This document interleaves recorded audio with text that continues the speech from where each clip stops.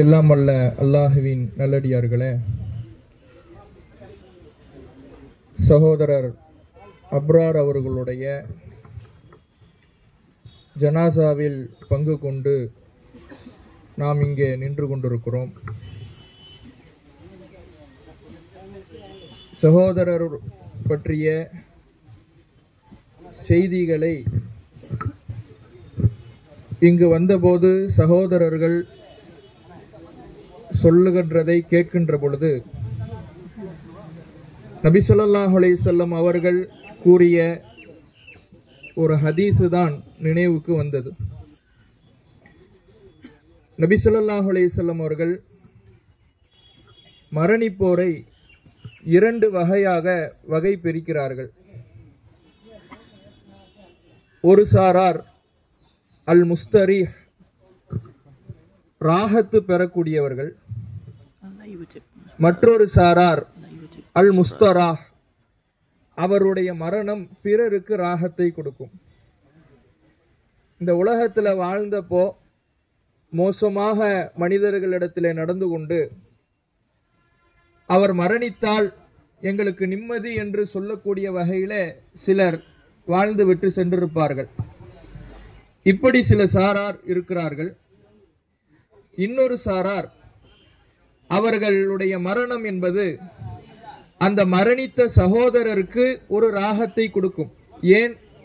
இந்த உலகத்தினுடைய தீமைகளில் நாம் சிக்கிக்கொள்ள வேண்டாம், இந்த உலகத்தினுடைய சோதனைகள்ல இனிமேலும் நாம் சிக்கிக் கொண்டிருக்க வேண்டாம் என்று அல்லாஹுடைய அருளை நோக்கி அவர் விரைந்து செல்வதற்காக அல்லாஹ் அவருக்கு மரணத்தை வழங்கியிருப்பான்.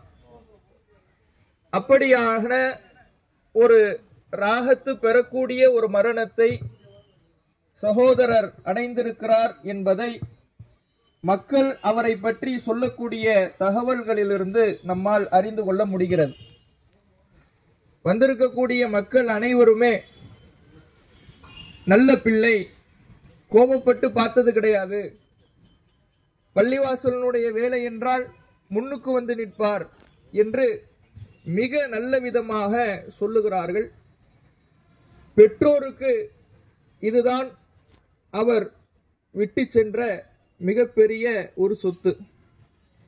இந்த நட்பெயரை, மக்கள் இன்றைக்கு பேசக்கூடிய நட்பெயரை அல்லாஹ் அவருக்கு மறுமையிலேயும் தந்தருள வேண்டும் என்ற பிரார்த்தனையை நாம் செய்து கொள்ள வேண்டும், அதற்கு ஆதரவு வைக்க வேண்டும்.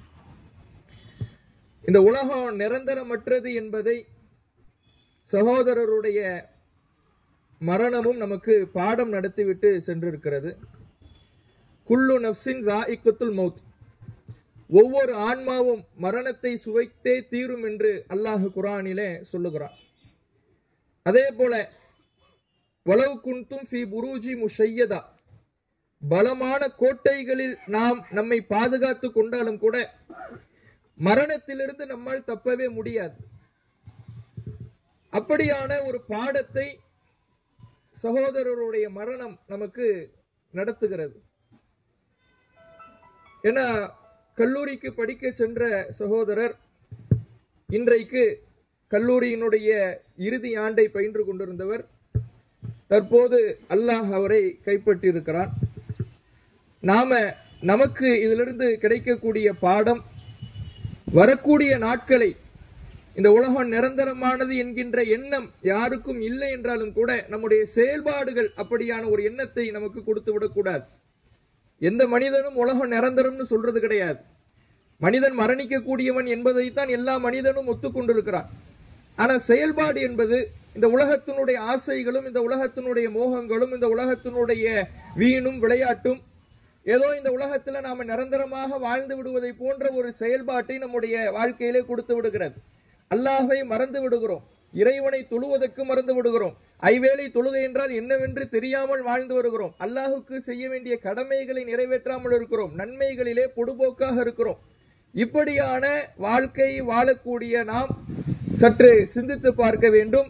ஒரு நொடி பொழுதில் நம்முடைய மரணம் வந்துவிட்டால் நாம் அல்லாஹ்விடத்தில் எந்த நிலையில நிற்போம்? சகோதரர் தன்னுடைய மரணம் வேளையில அந்த சக்கராத்து ஹால்ல தண்ணீர் புகட்டுகின்ற பொழுது கூட லா இலாஹ இல்லல்லா முஹம்மது ரசூலுல்லாஹ் என்று கலிமாவை அவர் சொல்லிவிட்டு மரணிக்கின்ற பாக்கியத்தை அல்லாஹ் அவருக்கு தந்திருக்கிறார். வாழும் பொழுதும் ஏகத்துவத்திலே இருந்திருக்கிறார். மரணிக்கின்ற அந்த நொடியும் கலிமாவை மொழிந்திருக்கிறார். இந்த பாக்கியம் நம்மள எத்தனை பேருக்கு கிடைக்கும்? இன்றைக்கு ஏகத்துவம் தௌஹீதுனா என்னன்னு தெரியாம பல மக்கள் இருக்கிறாங்க. தௌஹீதுல இருக்கக்கூடிய நாமளும் மரணம் வரை, நம்முடைய உயிர் மூச்சு பிரிகிற வரை இந்த கொள்கை லா இலாஹ இல்லல்லா முஹம்மது ரசூலுல்லாஹ்ங்கிற கலிமாவில் இருந்துவிட்டு மரணிக்கக்கூடிய பாக்கியத்தை அல்லாஹ் நமக்கும் தர வேண்டும். ஒரு ஜனாசா ஒருவர் மரணித்து விட்டால் அவரை அடக்கம் செய்த உடனே வானவர்கள் அவரிடத்திலே வந்து ஆஜராகிறார்கள். ஆஜராகி அவரிடத்திலே சில கேள்விகளை கேட்கிறார்கள். உங்களுடைய இறைவன், உன்னுடைய இறைவன் யார்? உன்னுடைய மார்க்கம் என்ன? நபி ஸல்லல்லாஹு அலைஹி வஸல்லம் அவர்களை பற்றி, இந்த மனிதரை பற்றி நீங்கள் என்ன நினைக்கிறீர்கள்? இப்படியான 3 கேள்வி வானவர்களால் இறந்தவரிடம் கபரு வாழ்க்கையிலே விசாரணையாக முன்வைக்கப்படும்.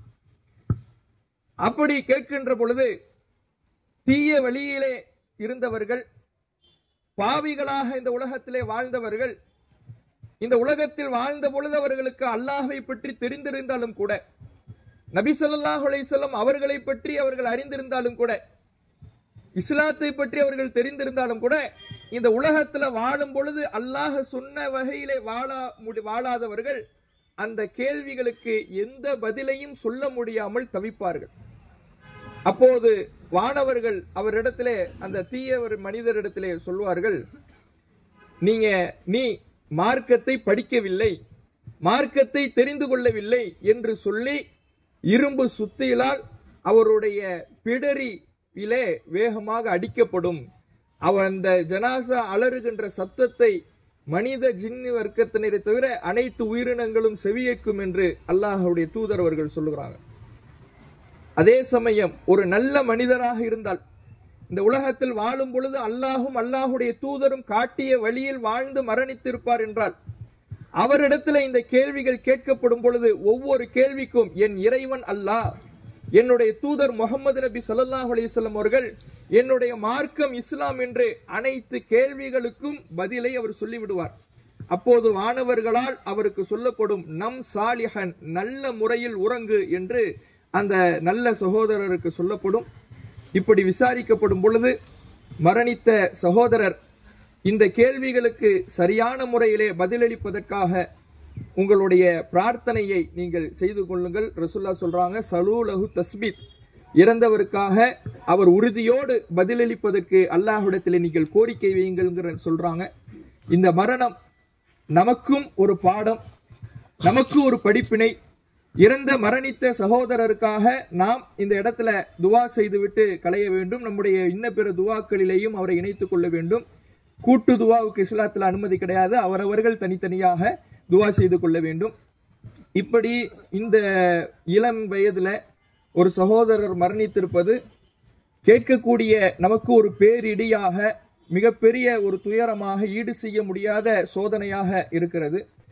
நாம் அவர்களுடைய பெற்றோருக்கு சொல்லக்கூடிய ஒரு ஆறுதல் என்னவென்றால், நபி ஸல்லல்லாஹு அலைஹி வஸல்லம் அவர்கள் நமக்கு எல்லா விஷயத்திற்கும் பாடமாக இருக்கக்கூடிய அல்லாஹ்வுடைய தூதர் அவர்கள், ரசூலுல்லாஹ்வுடைய பிள்ளைங்க ஒவ்வொருவருடைய மரணத்தையும் தான் உயிரோடு இருக்கும் பொழுதே ரசூலுல்லாஹ் பார்த்தாங்க. ஃபாத்திமா ரலியல்லாஹு அன்ஹா அவர்களை தவிர தான் பெற்றெடுத்த எல்லா பிள்ளைகளுடைய மரணத்தையும் ஒரு பெற்றோராக, தகப்பனாக அல்லாஹ்வுடைய தூதர் அவர்கள் தான் வாழும் பொழுதே கண்டாங்க. தாம் பேரப்பிள்ளையுடைய மரணத்தையும் பார்த்தாங்க. எந்த அளவுக்கு அல்லாஹ் அவர்களை சோதித்திருப்பார். அப்படியான ஒரு சோதனை தான் பெற்றோர் உயிரோடு இருக்கின்ற பொழுது பிள்ளைகளுடைய மரணம் என்பது அல்லாஹ்வால் கொடுக்கப்படுகின்ற ஒரு சோதனை. இந்த சோதனையின் பொழுது நாம் எந்த அளவுக்கு சபுரோடு, பொறுமையோடு இருக்கின்றோம் என்பதை இறைவன் சோதிக்கின்றான்.